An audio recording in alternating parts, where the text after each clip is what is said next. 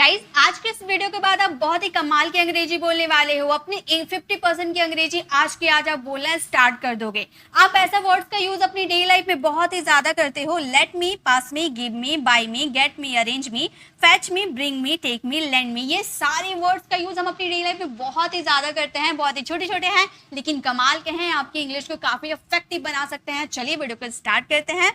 सबसे पहले अगर हम बात करें तो वो है लेट मी। लेट मी का मतलब होता है करने दो। अब ऐसे सेंटेंसेस तो बहुत बोलते हैं कि राम को खेलने दो, मुझे पढ़ने दो, उसे सोने दो, उसे बोलने दो, उसे अभ्यास करने दो, यानी कि कोई काम किसी को करने दो, यानी कि लेट मी। ओके, जैसे लेट मी गो, हम किसी को बोलेंगे ना उसे कुछ करने दो, यानी कि लेट मी गो। उसी तरह से let me think, let me sleep, let me speak English, let me play, यानी कि लेट मी गो यानी कि उसे जाने दो, लेट मी थिंक यानी कि उसे सोचने दो, लेट मी स्लीप यानी कि उसे सोने दो, लेट मी स्पीक इंग्लिश यानी कि उसे इंग्लिश बोलने दो, और लेट मी प्ले यानी कि उसे खेलने दो।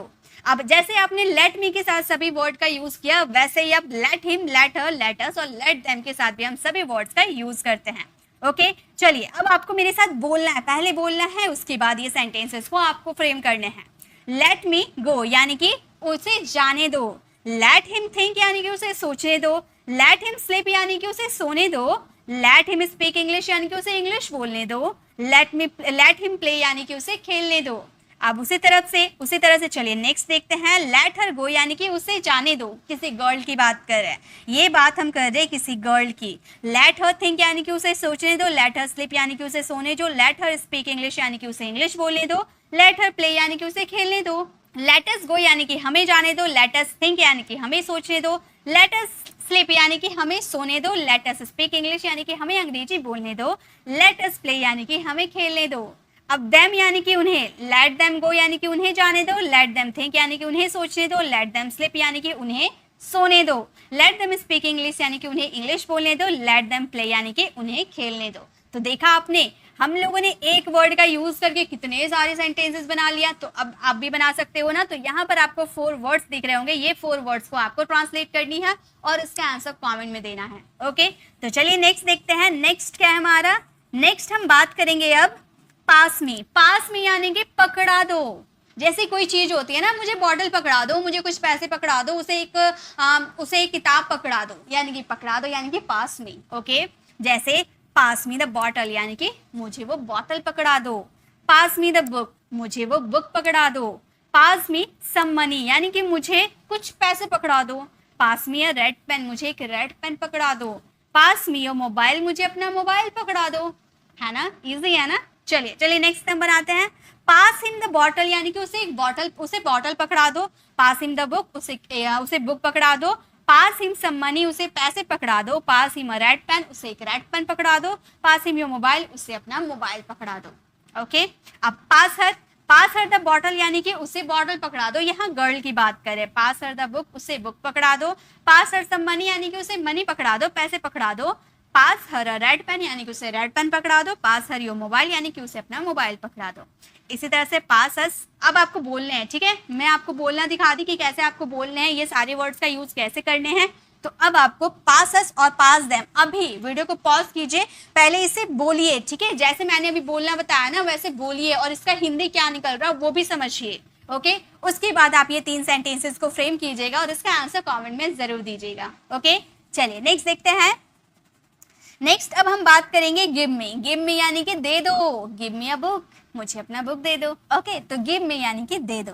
जैसे गिव मी वाटर, मुझे पानी दे दो, गिव मी 100 रुपीज, मुझे 100 रुपीज दे दो, गिव मी सम मनी, मुझे कुछ पैसे दे दो, गिव मी अ रेड पेन, मुझे एक रेड पेन दे दो, गिव मी योर मोबाइल यानी कि मुझे अपना मोबाइल दे दो। अब इसी तरह से गिव हिम वाटर, उसे वाटर दे दो, गिव हिम 100 रुपीज, उसे 100 रुपीज दे दो, गिव हिम सम मनी, उसे कुछ पैसे दे दो, give him a red pen, उसे एक रेड पेन दे दो, गिव हिम योर मोबाइल, उसे एक मोबाइल दे दो, ठीक है, उसे अपना मोबाइल दे दो। तो इसी तरह से गिव हर, गिव हस और गिव देम भी हम बना सकते हैं ना।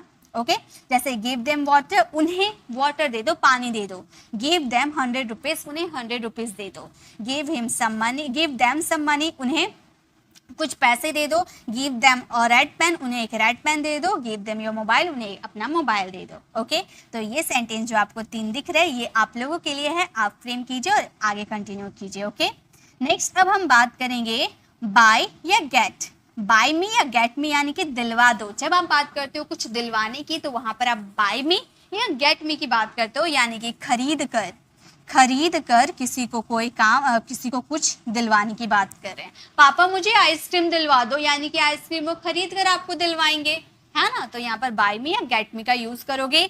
बाय मी अ पेन, मुझे एक पेन दिलवा दो। बाय हिम अ कार, उसे एक कार दिलवा दो।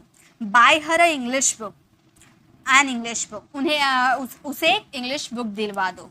बाय अस अ नोटबुक, हमें एक नोटबुक दिलवा दो। Bye them a new phone, हमें उन्हें न्यू फोन दिलवा दो। ठीक है, तो इस तरह से आप बाय की जगह गेट का भी यूज कर सकते हो। अगर आप बेसिक लर्नर हो तो आप बाय का यूज करो, परफेक्ट है। लेकिन अगर आप एडवांस इंग्लिश बोलना चाहते हो तो बाय को रिप्लेस कर आप गेट का यूज करोगे। Get me a pen, get him a car, get her a English book, get us a notebook, get them a new phone. Okay, और ये 3 सेंटेंस आप फ्रेम कीजिए और इसका आंसर कमेंट में दीजिए। चलिए नेक्स्ट देखते हैं। अभी हमने बात किया बाय मी और गेट मी का मतलब होता है दिलवा दो, और अरेंज मी का मतलब भी होता है दिलवा दो। बाय मी और गेट मी का मतलब होता है खरीद कर कुछ चीज दिलवाने की बात करें, और यहाँ पर अरेंज करके यानी कि खरीद कर नहीं, किसी से कुछ व्यवस्थित करके आपको दिलवाने की बात करें। जैसे अरेंज मी अ पेन, यानी कि पेन वो खरीद कर आपको नहीं दिलवाएंगे, किसी से मांग कर आपको दिलवा देंगे, है ना। आप स्कूल में हो, आपके पास पेन नहीं है, तो आपने अपने दोस्त से बोला कि मुझे एक पेन मुझे एक पेन दो, तो मुझे एक पेन दिलवा दो, तो किसी से, तो वो क्या स्कूल में किसी से खरीदेगा नहीं, अपने किसी और फ्रेंड से एक पेन मांगेगा और आपको दिलवाएगा, है ना। तो इस वाले सेंस में आप अरेंज का यूज करोगे। ठीक है, अरेंज मी अ पेन यानी कि मुझे एक पेन दिलवा दो। अरेंज हिम अ कार, उसे एक कार दिलवा दो, यानी कि अरेंज करके दिलवा दो, खरीद कर नहीं। Okay, arrange her an English book, उसे इंग्लिश बुक दिलवा दो। अरेंज अस अ नोटबुक, उसे नोटबुक दिलवा दो। Arrange them a new phone, उन्हें एक न्यू फोन दिलवा दो। ठीक है, और ये सब अरेंज करके दिलवाने की बात हो रही है। तो ये 3 सेंटेंसेस आप फ्रेम करना और इसका आंसर कमेंट में देना। चलिए नेक्स्ट देखते हैं। नेक्स्ट अब हम बात करेंगे फैच मी या ब्रिंग मी। फैच मी और ब्रिंग मी दोनों का मतलब होता है ला दो, यानी कि लाने के सेंस में हम यूज करेंगे। फैच मी या ब्रिंग मी, दोनों में से किसी का भी यूज कर सकते हो, और इसके जगह आप गेट का भी यूज कर सकते हो। गेट आपका एडवांस साउंड करते हैं। देखिए गेट जो होता है एक मैजिकल वर्ड है, इनका यूज बहुत सारे सेंटेंसेस में आप कर सकते हो किसी भी वर्ड को रिप्लेस कर। जैसे अभी आपने बाय को रिप्लेस कर गेट का यूज किया था ना, वैसे आप ब्रिंग और फैच को रिप्लेस कर आप वहां पर गेट का यूज कर सकते हो। कुछ भी गलत नहीं होगा आपके सेंटेंस में। ओके, जैसे bring me a glass of water, मतलब मुझे एक गिलास पानी ला दो, मेरे लिए एक गिलास पानी ला दो। आप ब्रिंग के जगह फैच का यूज कर सकते हो। Fetch me a glass of water, या get me a glass of water, मेरे लिए एक गिलास पानी लेकर आ दो। ठीक है, ब्रिंग हिम अ मोबाइल, उसके लिए एक मोबाइल ला दो। ब्रिंग हर अ बुक, उसके लिए एक बुक ला दो। ब्रिंग अस सम क्लोथ्स, हमारे लिए कुछ कपड़े ला दो। ब्रिंग दैम सम वेजिटेबल्स, उनके लिए कुछ सब्जियां ला दो। ओके, यानी कि आप ब्रिंग का यूज करो या गेट का यूज करो या फिर आप यहाँ फैच का यूज करो। तीनों का मतलब होता है लाने के सेंस में। जहां पर फैच और ब्रिंग आपका बेसिक लर्नर हो तो परफेक्ट है, लेकिन आप एडवांस इंग्लिश बोलना चाहते हो तो सब गेट का यूज करता है, तो आप भी गेट का यूज करना, काफी एडवांस साउंड करते हैं। ओके, तो ये 3 सेंटेंसेस आप लोगों के लिए है, ये आप फ्रेम कीजिएगा और इसका आंसर कमेंट में दीजिएगा। ओके, चलिए नेक्स्ट देखते हैं। नेक्स्ट हम बात करेंगे टेक मी। टेक मी का मतलब होता है लेने दो, यानी कि कोई चीज है आप बोलते हो लेने दो, टेक मी। ठीक है, जैसे टेक मी अ ब्रेक, मुझे ब्रेक लेने दो। टेक मी अ ब्रेक, मुझे ब्रेक लेने दो। टेक हिम अ लुक, मुझे एक नजर डालने दो। इसके बहुत सारे अलग अलग मीनिंग हो सकते हैं। उसे नजर डालने दो, take him a look. Take her a chance, उसे एक मौका लेने दो, एक चांस लेने दो। Okay, take us a decision, हमें एक डिसीजन लेने दो। ठीक है, हमें एक डिसीजन लेने दो। टेक देम रिस्पॉन्सिबिलिटी, उन्हें रिस्पॉन्सिबिलिटी यानी कि जिम्मेदारी लेने दो। ओके, तो मुझे एक ब्रेक लेने दो, मुझे एक नजर डालने दो, हमें एक निर्णय लेने दो। ये सेंटेंसेस 3 आप फ्रेम करोगे और इसका आंसर कमेंट में दोगे। ओके, चलिए नेक्स्ट देखते हैं। नेक्स्ट अब हम बात करेंगे लैंड मी। लैंड मी का मतलब होता है उधार दे दो। अब उधार की बात करते हैं तो लैंड का यूज करते हो, और उधार देने की बात करोगे तो वहां पर लैंड का यूज करोगे। उधार लेने की बात करोगे तो वहां बोरो का यूज करोगे। ओके, जैसे लैंड मी 100 रुपीज, यानी कि मुझे 100 रुपीज उधार देने दो। लैंड मी सम वेजिटेबल्स, मुझे कुछ सब्जियां उधार देने दो। आप ले नहीं रहे हो, लेने के लिए बोरो का यूज करते, देने के लिए आप यहाँ पर लैंड का यूज करोगे। ठीक है, land her a book for few days, उसे कुछ दिनों के लिए किताब उधार लेने दो। लेट अस सम मनी, उसे हमें कुछ पैसे उधार लेने दो। लेट देम अ फोन, हमें उन्हें एक फोन उधार देने दो। ओके तो इस तरह से आप लैंड मी का यूज कर सकते हो। मुझे उधार दे दो, उन्हें कुछ किताबें उधार दे दो, हमें एक कलम उधार दे दो।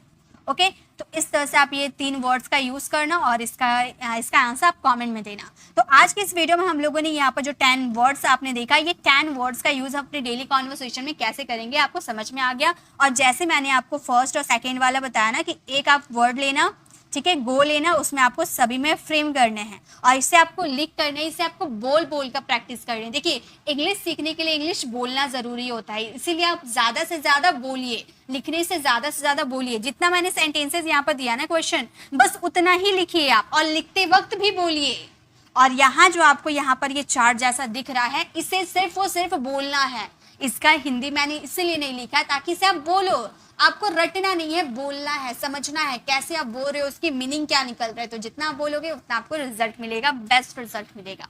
तो आज की ये क्लास आपको छोटी सी कैसी लगी कमेंट में जरूर बताइएगा, और आपने इसे प्रैक्टिस किया या नहीं कमेंट में जरूर मुझे बताइएगा। ओके अगर आपको ये वीडियो अच्छी लगी तो लाइक कीजिएगा, अपने फ्रेंड फैमिली को जरूर शेयर कीजिएगा। और इसी तरह से आप छोटे छोटे स्ट्रक्चर के वीडियो चाहते हैं तो लेफ्ट साइड क्लिक करके स्मॉल स्ट्रक्चर्स वाली वीडियो को जरूर विजिट कीजिएगा, और राइट साइड क्लिक करके आप हमें 10 डेज लाइव स्पीकिंग कोर्स में ज्वाइन कर सकते हैं। 10 डेज की मैंने सेंटेंस पैटर्न की क्लास लेकर आई हूँ, जिनमें आप सेंटेंसेस बनाना सीखोगे और कमाल धमाल की अंग्रेजी बोलना सीखोगे। अगर आप हमारे चैनल पर नए हो, मेरे पढ़ाने का तरीका आपको पसंद आया तो सब्सक्राइब कर आने वाले बेल आइकन को जरूर प्रेस कीजिएगा, ताकि रोज आने वाली वीडियोस की नोटिफिकेशन आपको समय पर मिलती रहे। मिलते हैं नेक्स्ट ऐसे इन्फॉर्मेटिव वीडियोस के साथ, तब तक के लिए कीप लर्निंग।